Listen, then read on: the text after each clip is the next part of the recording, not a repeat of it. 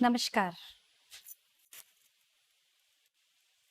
वक्रतुंड महाकाय सूर्यकोटि समप्रभा निर्विघ्नं कुरु मे देव सर्व कार्येषु सर्वदा। भगवान श्री गणेश को याद करते हुए कला से समृद्ध शिक्षा एपिसोड 14 में मैं आप सभी ऑनलाइन जुड़े बच्चों का और जितने भी दर्शक हैं उन सभी लोगों का स्वागत वंदन अभिनंदन करती हूँ। जानकारी एवं कथक नृत्य का प्रदर्शनात्मक क्रम इसके बारे में बताएंगे। आज के एपिसोड में बच्चों आपको ये बताया जाएगा कि जब कथक का जो एक प्रारंभिक श्रेणी होती है, जब छात्र जो है गुरु के पास आता है तो सबसे पहले हम भूमि प्रणाम सीखते हैं। तो भूमि प्रणाम किसे कहते हैं, हम इसके बारे में सबसे पहले आपको जानकारी देंगे। भूमि का अर्थ है धरती माता। किसी भी शास्त्रीय नृत्य में अपना नृत्य शुरू करने से पहले हम धरती माता से अपने पैरों पर मुहर लगाने के लिए आशीर्वाद और अनुमति मांगते हैं। कथक में आमतौर पर भूमि प्रणाम के दो रूप हैं। पहली भिन्नता जो एक छात्र नृत्य कक्षा के पहले दिन अपने गुरु से सीखता था। आमतौर पर एक कथक नर्तक भूमि प्रणाम के इस रूपांतरण का उपयोग रियाज या नियमित अभ्यास के लिए करता है। रंगमंच या मंच पर कथक प्रस्तुति के लिए भूमि प्रणाम नमस्कार के दूसरे संस्करण का उपयोग किया जाता है। बच्चों, भूमि प्रणाम कथक नृत्य में किस तरीके से किया जाता है, आइए सीखते हैं। भूमि प्रणाम।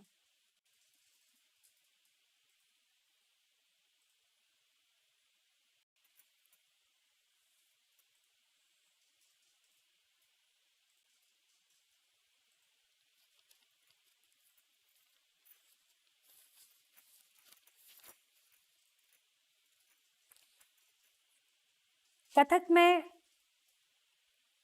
या किसी भी शास्त्रीय नृत्य में भूमि प्रणाम जो करते हैं उसमें सभी देवी देवताओं से, धरती माता से, आसमान से सभी को साक्षी मानकर हम उनसे प्रार्थना करते हैं कि हे माँ, हम अपने नृत्य की शुरुआत कर रहे हैं, आप हमें आशीर्वाद दीजिए जिससे कि हमारी ये जो साधना है वो बहुत ही अच्छे तरीके से हो और कोई विघ्न बाधा नहीं आए। और जैसे कि एक साधक जो प्रतिदिन अभ्यास करता है, अभ्यास करने के बाद उसका जो कहते हैं कि अपने आप में वो मेडिटेशन होता, पूजा होता है। बच्चों, मैं आपको बताऊंगी कि भूमि प्रणाम किस तरीके से किया जाता है। एक बार मैं आपको दिखा देती हूँ कि किस तरीके से भूमि प्रणाम किया जाता है।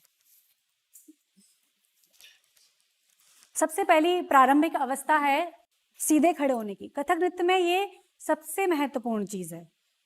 इस मुद्रा में देख लीजिए आप, इस मुद्रा में हम ये चेस्ट के सामने होता है, पैरों को हम वी के शेप में रखते हैं और इस तरीके से हम भूमि प्रणाम करते हैं।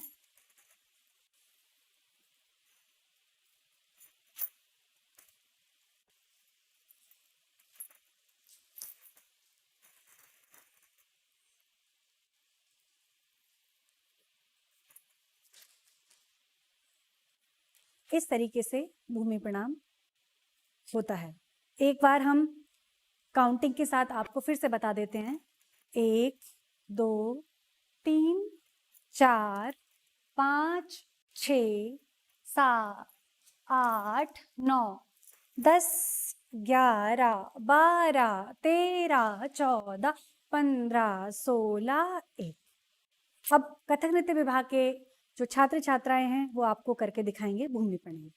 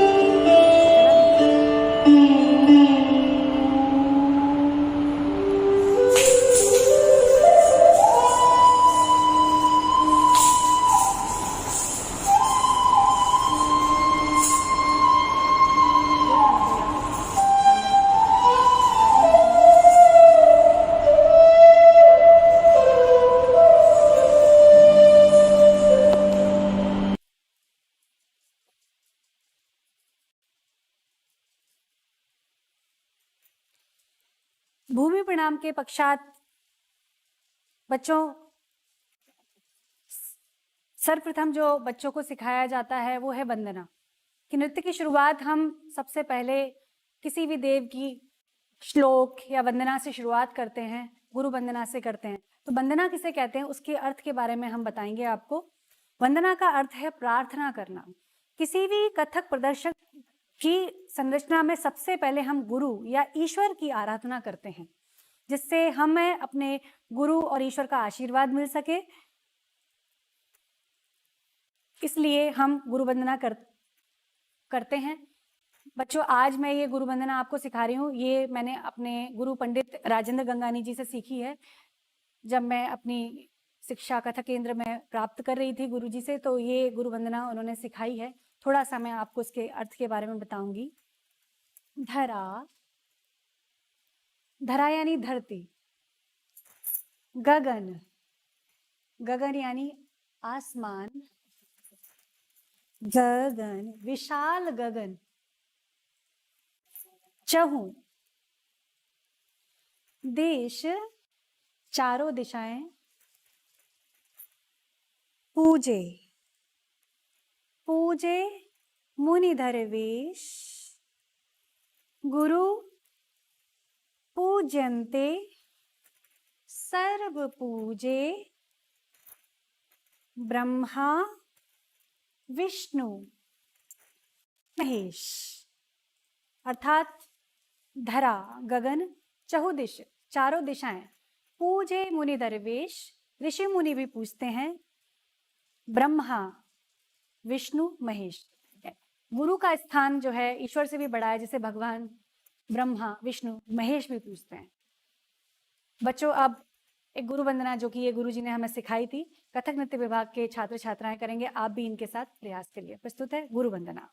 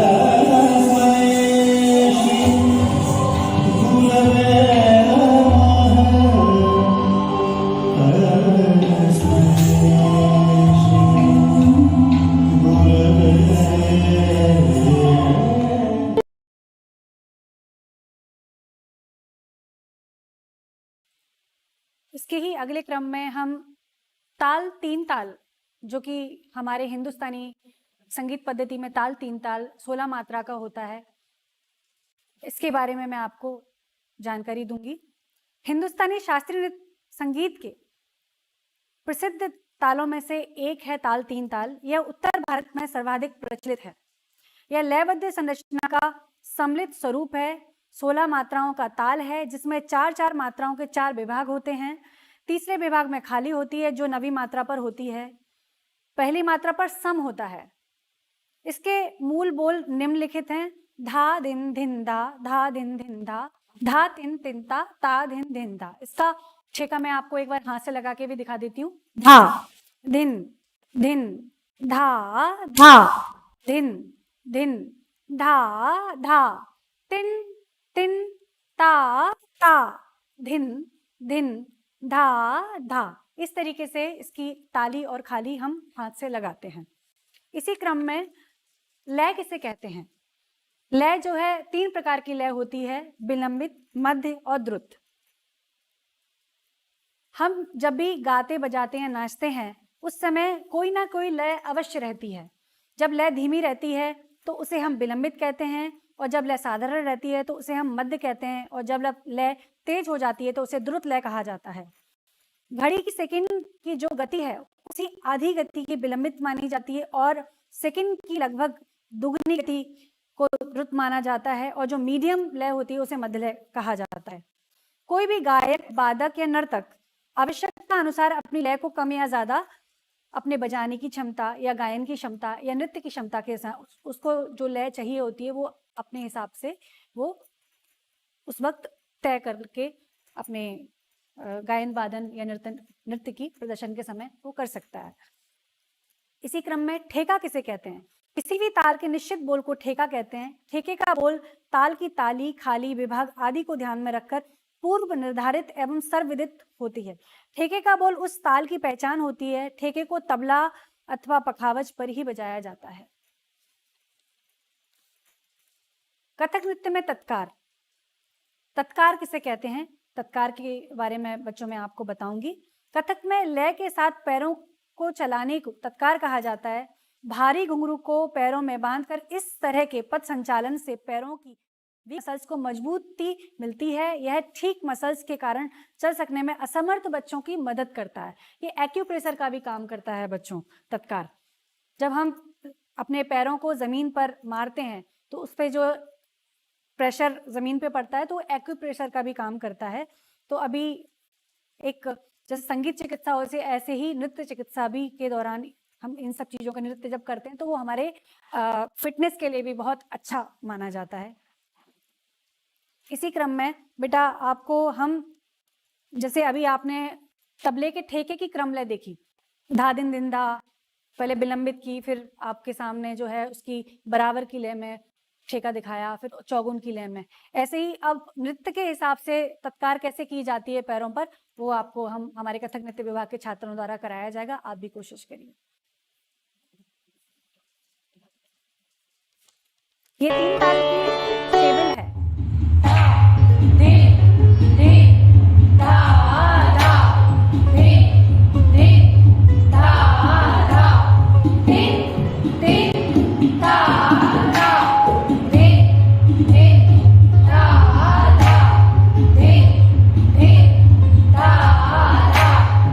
बच्चों ये ताली खाली जो है ये तबले के ठेके के हिसाब से कथक नृत्य प्रदर्शित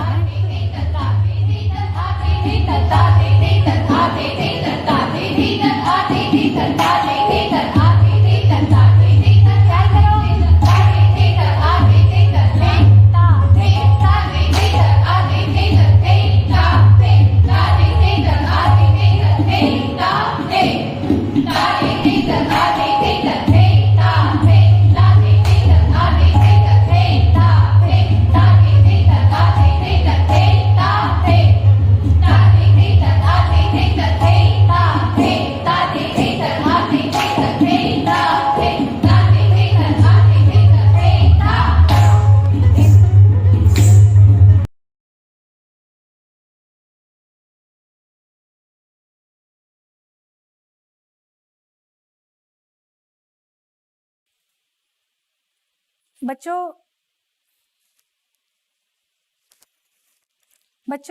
अब हम अगले क्रम में कथक में, जैसे आपने ठेका जो तबले पे जो धा दिन दिन धा का जो ठेका बज रहा है उसके हिसाब से नृत्य के बोलों के हिसाब से आपको कथक नृत्य के विभाग के छात्र छात्राओं द्वारा जो है ताली खाली के साथ बताया गया है। ऐसे ही कथक में जो बेसिक हस्तक होते हैं, ऊपर के हस्तक, साइड के हस्तक, पीछे के हस्तक और ये सामने के हस्तक, ऐसे ही मैं आपको इनको करके दिखाती हूं कि किस तरीके से इनको किया जाता है।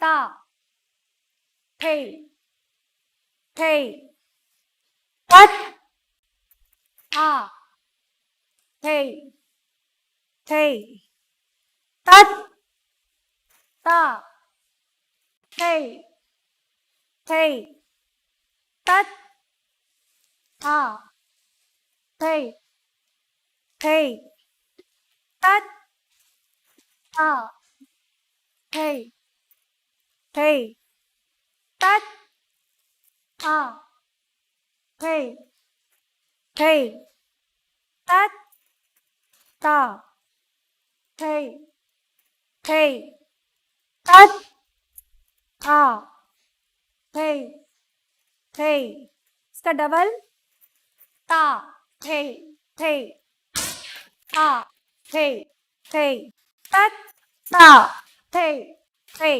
तत, आ, थे, थे, तत, ता, थे, थे, तत, आ, थे, थे, तत, ता, थे, तत, आ, थे, थे, तत। इसी तरीके से हम इसको चौगुन की लहर भी में जा सकते हैं।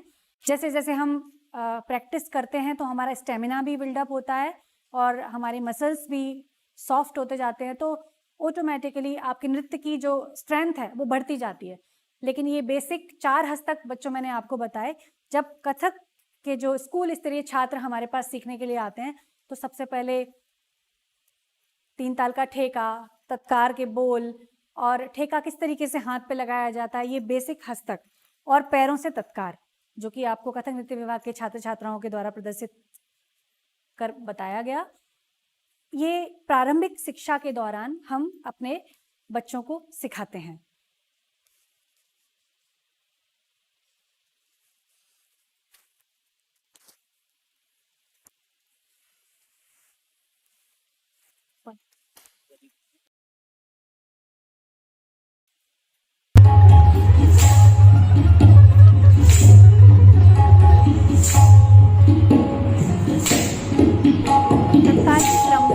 और पलटे 2 से लेके 9 तक कि जिस तरीके से हम तत्कार करते हैं, तत्कार बच्चे जब करने लग जाते हैं उसके बाद में हम 2 से लेके 9 तक तत्कार के पलटे सिखाते हैं, जिससे कि पैर जो है किस तरीके से अपनी गति में चलें और उसे लय के साथ किस तरीके से हम बोलों का प्रयोग कर उसका इस्तेमाल करते हैं।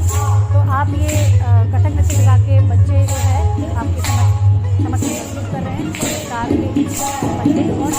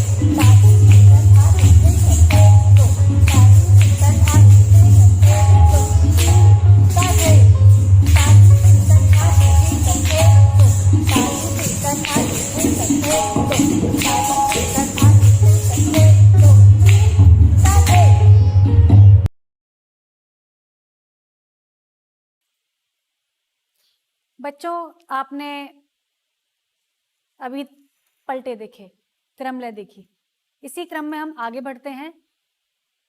इसके बाद हम जो छोटे बच्चे जो आते हैं, स्कूल स्तरीय बच्चे जो आते हैं कथक सीखने के लिए, तो हम सबसे पहले तोड़े टुकड़े, कवित्त, जो उनकी बेसिक शिक्षा है वो हम उन्हें सिखाते हैं। तो ऐसे ही कुछ तोड़े टुकड़े जो प्रारंभिक स्तर के हैं वो हमारे कथक नृत्य विभाग के छात्र छात्राएं करेंगे। आप देखिए, प्रस्तुत है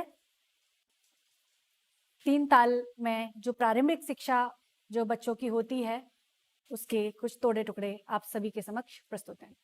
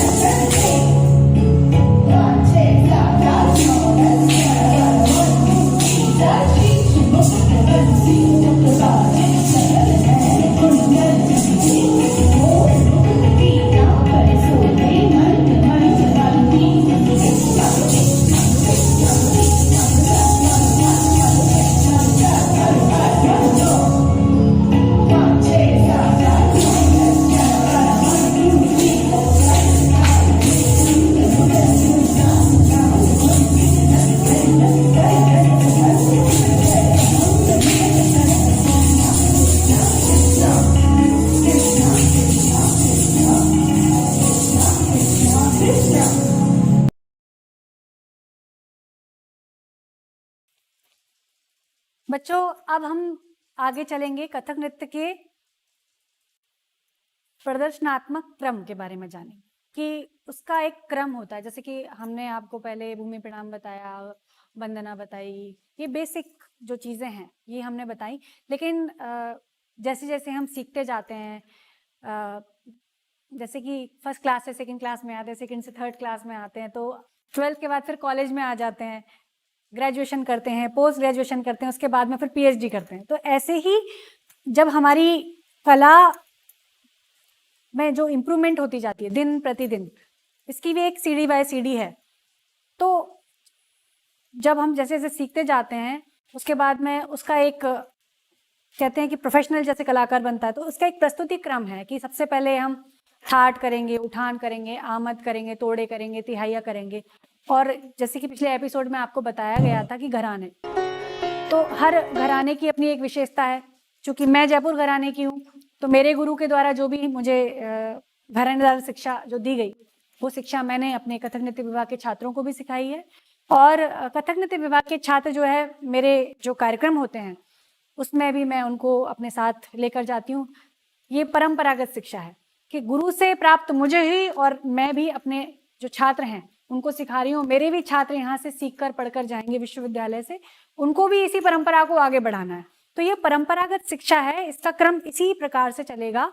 और जो परंपरागत तालीम है, लखनऊ घराने की कुछ खास चीज़ें हैं, जयपुर की हैं, बनारस की हैं, रायगढ़ घराने की, तो जो जिस घराने के गुरु से शिक्षा प्राप्त करता है, जो भी परंपरागत चीजें उसको प्राप्त होती हैं, उसको उसी क्रम में आगे खुद करना होता है और आगे की पीढ़ी को देना होता है। तो अब हम जानेंगे उसके प्रस्तुति क्रम के बारे में।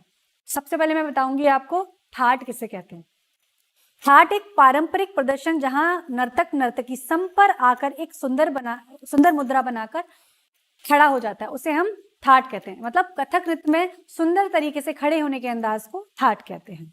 उठान, उठान का शाब्दिक अर्थ है उठने की क्रिया। यह टुकड़ा या परन का एक विशेष प्रकार है। उठान टुकड़े की अपेक्षा जोरदार और परन की अपेक्षा छोटा होता है। इसका प्रयोग नृत्य के आरंभ में होता है। आमद अर्थात प्रवेश, जो तालबद्ध बोल का पहला परिचय होता है, उसे हम आमद कहते हैं। तोड़ा, नृत्य के वर्ण जैसे ता, थे, तत्, दिग दिग आदि से बनी हुई तालबद्ध रचना को कम से कम एक आवर्तन की हो तोड़ा कहते हैं। इन्हें टुकड़ा भी कहा जाता है। तोड़े में विभिन्न प्रकार की लयकारियों का भी प्रयोग दर्शाया जाता है। परन, परन किसे कहते हैं? परन तो वैसे मृदंगम जो होता है, जैसे तबला है, लेकिन मैं बच्चों आपको एक महत्वपूर्ण जानकारी दूंगी कि जयपुर घराने में तबला अंग का भी नाच नाचते हैं हम, और पखावज अंग, मतलब जो जैसे कहेंगे मृदंग, पखावज अंग का भी हम नाच नाचते हैं। ये इस घराने की विशेषता है। तो परन किसे कहते हैं इसके बारे में बताऊंगी। परन उस बड़े और जोरदार टुकड़े को कहते हैं जो कम से कम 2 आवर्तन का हो, जितने चाहे आवर्तनों का हो सकता है, जिससे अधिकतर तिहाई से समाप्ति होती है। परन वास्तव में पखावज की वस्तु है, इसलिए तबले पर बजाते समय वह जोरदार बोलों से ही बनाई जाती है। परन को प्रचार में लाने का श्रेय मृदंगाचार्य सम्राट कुदव सिंह जी को प्राप्त है। परन उस बड़े और जोरदार टुकड़े को कहते हैं जो कम से कम 2 आवर्तन का और जितने चाहे आवर्तन का हो सकता है, जिससे अधिकतर तिहाई से समाप्त होती है। परन वास्तव में पखावज की वस्तु है, इसलिए तबले पर बजाते समय वह जोरदार बोलों से ही बजाई जाती है। परन को प्रचार में लाने में श्रद्धेय मृदंगाचार्य सम्राट कुदव सिंह जी को प्राप्त है। अगले क्रम में मैं बताऊंगी कवित्व किसे कहते हैं। जैसे कविता के बोल होते हैं ना, कविता आप लोग पढ़ते हैं हिंदी की पुस्तिकाओं में, ऐसे ही कथक के जयपुर घराने में कवित्व नाचने का प्रचलन है। कविता के अर्थ को नृत्य में प्रदर्शन की क्रिया को कवित्व कहते हैं। जैसे कि शीश मुकुट बंसी मुख बाजे, चपल नयन कुंडल झलके, मोर मुकुट पीतांबर सोहे, मंद मंद मधुरी मुस्के, मदव 1 मदव 2 मदव 3 मदव 4 मदव 5 मदव 6 मदव 7 मदव 8 मदव 10। इस प्रकार से जो कृष्ण की अनेक अनेक लीलाएं हैं, उस पर आधारित जो है हमारे जयपुर घराने के वरिष्ठ गुरुजन हैं, उन्होंने कवित्वों की रचनाएं की हैं। उसे जो है हमें जो है अपने गुरुजनों से ये रचनाएं प्राप्त हुई हैं। हम भी अपने जो कथक नृत्य के जो हमारे कार्यक्रम होते हैं उसमें हम ये प्रदर्शित करते हैं। गत निकास किसे कहते हैं? इसमें नर्तक किसी एक मुद्रा से लेकर आता है और उसी मुद्रा में हा, दुगुन और चलन करके दिखाता है। निकास का अर्थ निकलना, गति के साथ निकास जयपुर घराने में विशेष रूप से हुआ करता है। यह कथक नृत्य का बहुत ही सुंदर अंग है। इसमें अगर देखा जाए गत निकास जब हम नाचते हैं तो इसमें कितना सुंदर बारीकी से नजर का पूरा, हम जैसे आगे की कक्षा में बताऊंगी, क्योंकि नाट्यशास्त्र और अभिनय दर्पण में बहुत सी चीजें हैं जिससे जितनी भी 8 क्लासिकल डांस फॉर्म है उसे फॉलो करते हैं। दृष्टि भेद, भ्रुकुटी भेद, ग्रीवा भेद, ये आगे के एपिसोड्स में आपको इसकी विस्तृत जानकारी दूंगी। अब इसी क्रम में मैं बच्चों एक अपने कार्यक्रम का मंच प्रदर्शन आपके समक्ष प्रस्तुत कर रही हूँ, जिसमें मेरे छात्र भी मेरे साथ हैं। तो कैसे प्रोफेशनल कलाकार अपनी प्रस्तुति जो है मंच प्रदर्शन करते हैं, आप देखिए। ताल 3 ताल पर जयपुर घराने की शुद्ध पारंपरिक बंदिश है, डॉक्टर अंजना झा एवं शिष्यों के द्वारा प्रस्तुत है ताल 3 ताल।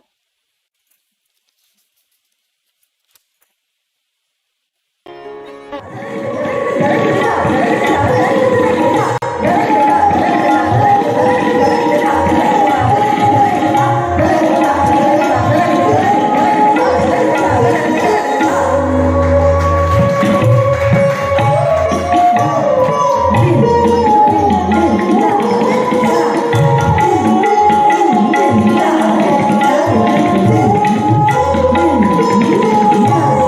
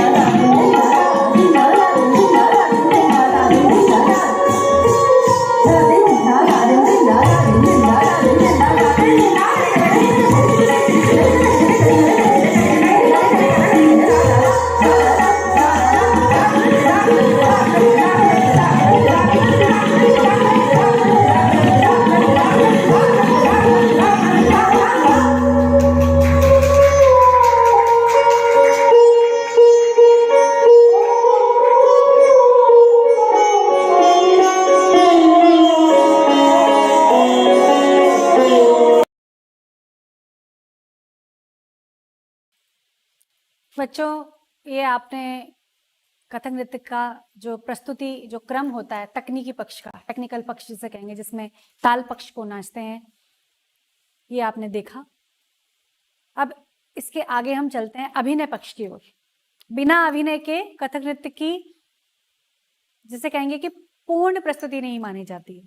तो कथक नृत्य में हम किन किन चीजों पे भाव प्रदर्शित करते हैं? ठुमरी पर, भजन पर, गजल पर, चैती पर, कजरी पर, ख्याल पर, और बहुत सी ऐसी कृतियां हैं जो कि हमारे साहित्यकारों ने लिखी हैं। उसमें भी हम लेकर दोहे हैं, पद हैं, गीत गोविंद पर आधारित जो अष्टपदियां हैं उस पर, इन सब चीजों को लेके हम अभिनय कर सकते हैं। अभिनय जो है कथक नृत्य में जो है अपने चेहरे से दिखाया जाता है, और इसकी डिटेल में हम अभिनय किसे कहते हैं आगे के एपिसोड्स में मैं आपको बताऊंगी। 4 प्रकार के अभिनय होते हैं, इसकी विस्तृत जानकारी मैं अगले के कथक के एपिसोड्स में दूंगी।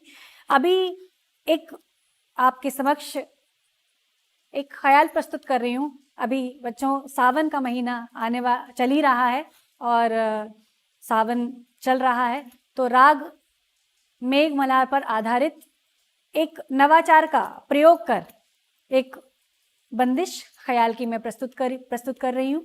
बरखा ऋतु आई, ऋतु आई। आप आनंद लीजिए इस प्रस्तुति का।